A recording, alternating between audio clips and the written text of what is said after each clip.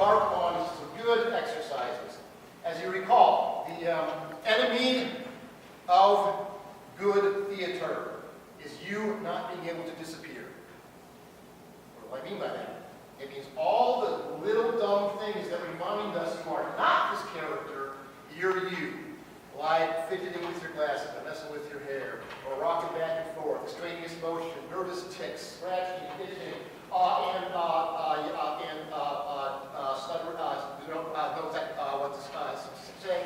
being really fast, having goofy grins on our face, standing on the side of our feet. We call those things compensation. They distract from what you are supposed to be because you just look like you. We don't want to see you. We want to see this character that you bring to the stage. And so we spend an inordinate amount of time,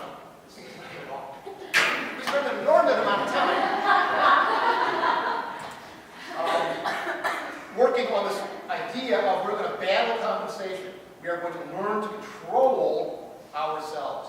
And what we threw out to you last week was that one of the best ways to do this is through concentration.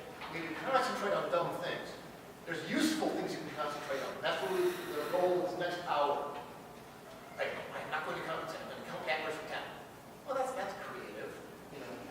Instead, let's give you some other things that are dramatically useful. That if you truly concentrate on them, devote your will and your mind to it, it can just sort of slow down and take away that dumb compensation. So the exercises we're going to do are both designed to make you tempted to compensate, but then to give you something to concentrate on so you can fight it. And just like last week when we were nose to nose, trying to make people laugh and all that kind of thing, get used to the feeling of on-stage nervousness, that somebody's looking at me, that maybe I'm doing something goofy. Feel that, I'm going to break, I'm going to giggle, I'm going to laugh, I'm going to do this, I'm going to... No, you're going to control it, you're going to fight it as long as you can, and we're going to do it through concentration. And we're going to get better and better and better doing this. And when we finally throw you up on stage, you're going to be so different as a cast than what almost anybody ever sees high school kids be. Because you will have learned that fundamental thing. If I am going to disappear, whoever I am will not be on stage. I give myself away by doing Russ Nagy-isms. I'm not going to do any Russ Nagy-isms. It isn't Russ Nagy who the character is. It's somebody completely different. And you can all do this. I saw some fabulous stuff last week, even in the first try. So, here we go. Spread out. Pair up somebody. Go. Face to face.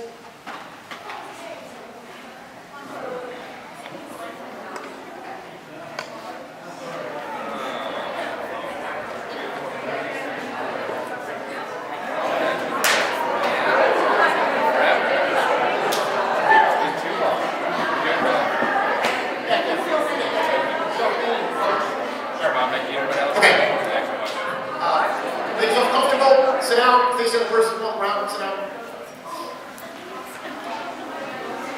Okay, this first exercise is pretty easy. Not in any way threatening or challenging. But it's going to take a little bit of creativity. It's going to take cooperation, which is the key to all improv. You have to cooperate for improv to work. And we're going to give you an opportunity to actually do a little creative acting and directing and controlling facial expressions and reactions and all that sort of stuff. In other words, you actually get to act. Imagine that.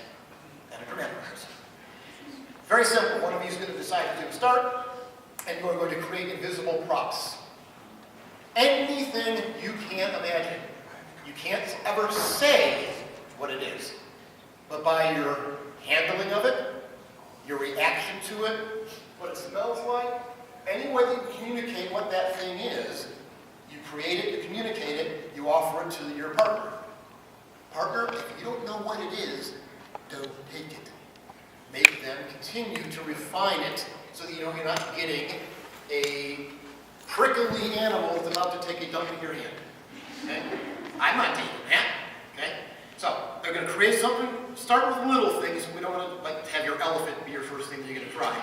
But somebody just take it, create it, do a really good job, be slow. Things have weight. All your senses can relate to it.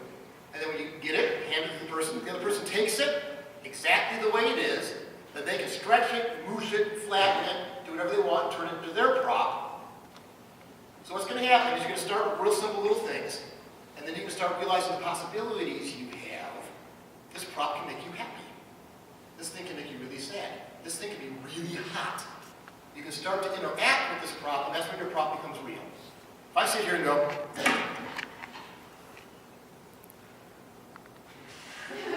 that was really cool, man. I'm not sticking around for this play. No, if I sit here and go,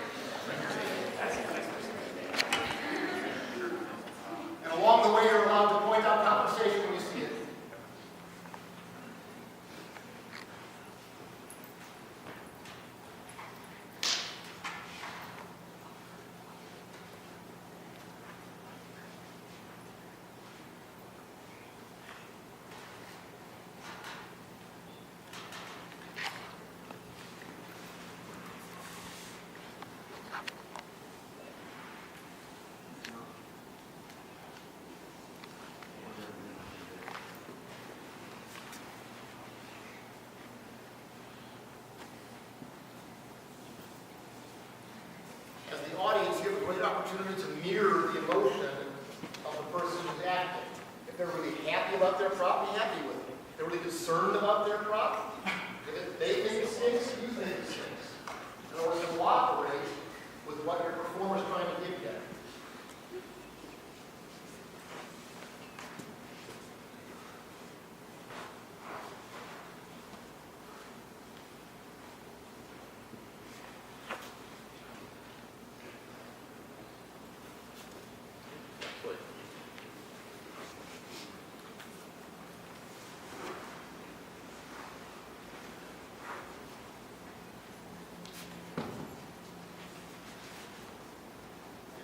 Happy with your partner as well as people that have that silly grin on their face the whole time, and deliberately do something that's just awfully, awfully sad.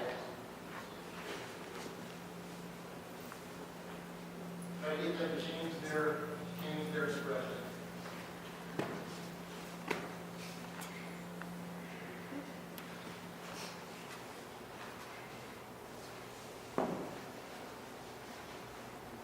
All around the room, you're all going at about 33% faster than you should be. Slow down. Give people a chance to really idea what's going on.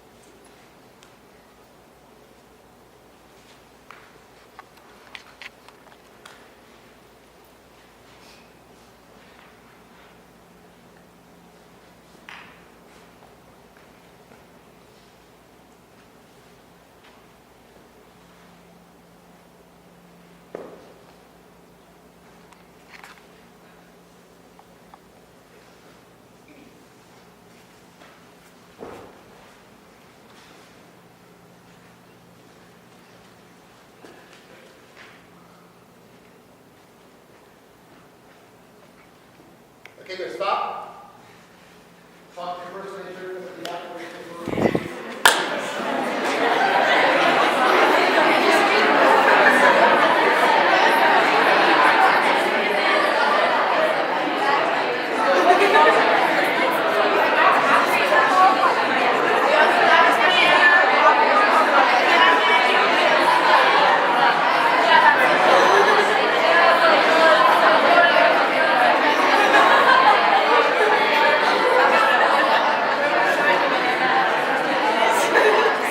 Okay, the youngest person in each pair, stand up. They'll find any partner. Youngest person in each pair.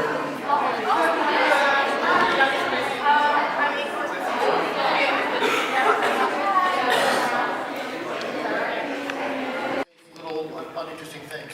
So, this time the same deal, but whatever you're doing has to have some gravity to it. By that I mean, I want it to involve risk, I want it to involve pain, I want it to involve threat, I want to do something so that the person sitting across from you cannot sit there and go, the whole time. In other words, if you're about to take a knife and like cut your own hand with it, like, the person across from you probably shouldn't be sitting there going, damn. It's like, you're not really, no, seriously, dude, you're not really about, no, you are not. Same thing.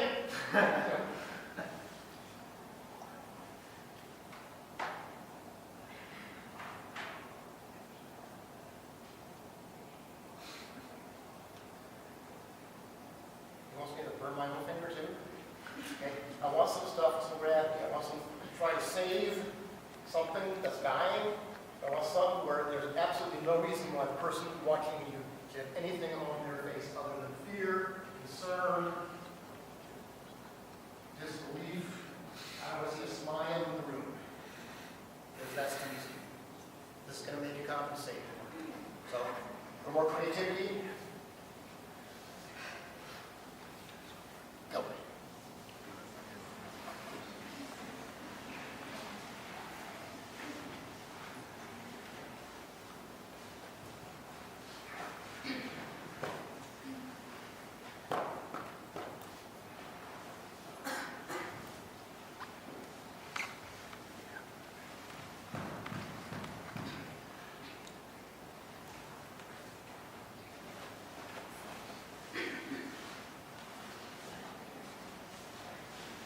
A lot of dumb grins, that's the whole point. You can't dumb grin your way through life on stage, or it looks too much like you.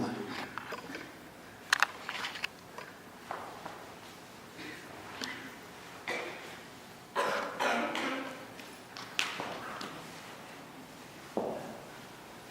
think it's really easy. Think of something you're scared of. Snakes, spiders, and then like deal with one.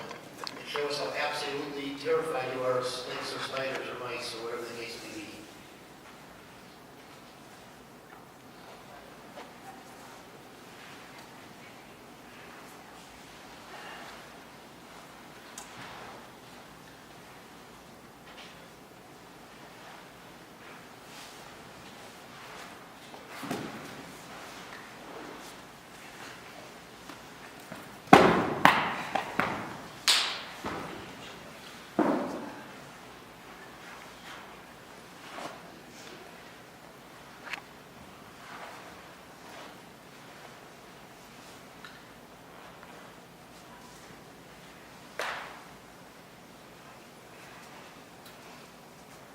Okay, freeze for a second. I'm going to tell you what's going to happen next. As soon as the next exchange happens, the person getting the object, I want to just literally go crazy, angry, light off on the person that just gave you whatever they gave you. I mean, you are pissed.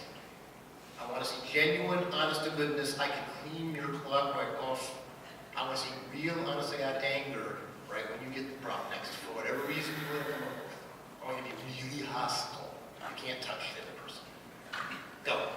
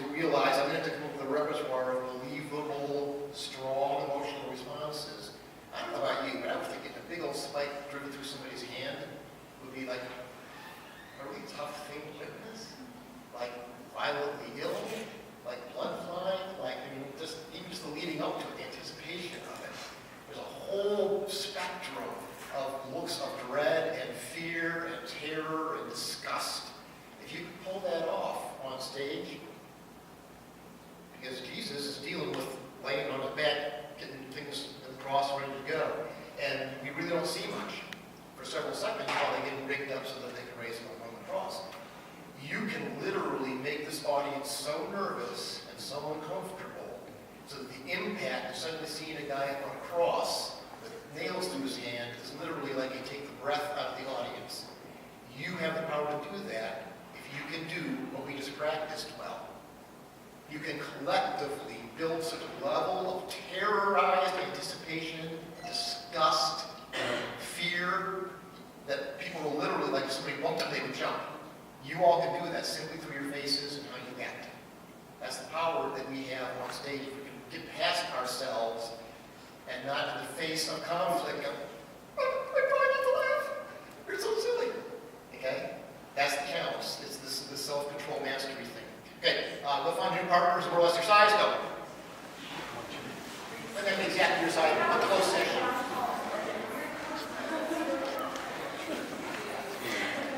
Okay, we are back. Just grab a minute. Yeah, and when you get the chance, get new partners. This is a stand-up deal. Face to face, enough room that you can move around a little bit. And person one, person two, I don't care who goes first. This is designed, again, to trigger compensation. And it's designed so the person who's compensating can start to work on battling it through concentration. This is living sculpture. Person A is going to be the sculptor, person B is going to be the statue. Again, slow, but something like this. The statue will stand in a neutral type position, and then Roy would help that statue adopt their proper pose. Notice how slowly I'm going, and how carefully I'm making sure everything is exactly the way I want. Now, why is this tough? Because A, there's touching involved, we haven't had to this point. And if the person's any good, then maybe put you in a situation that feels a little awkward, it feels a little awkward, and the idea is as a statue, see if you can get through 2 minutes of this.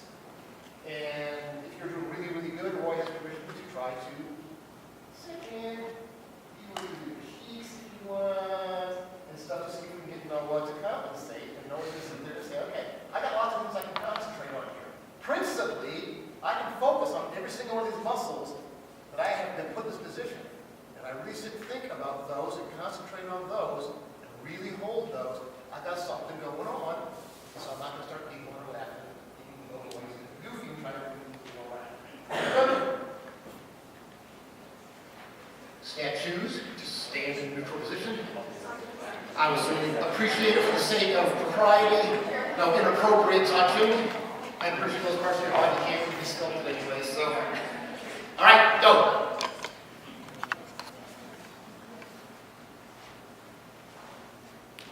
And again, slow is the key. You're actually helping your person out by going slow, because they can concentrate more on what's going on.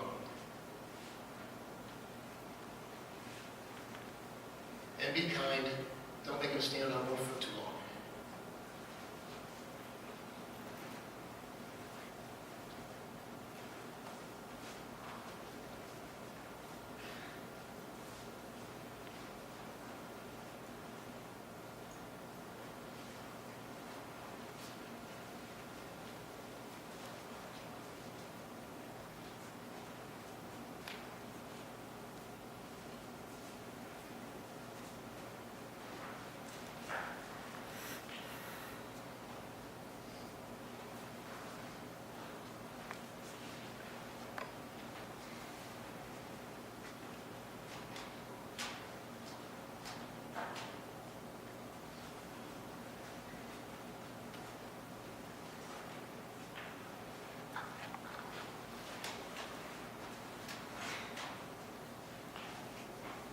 And stop. Relax. Stop. Stop.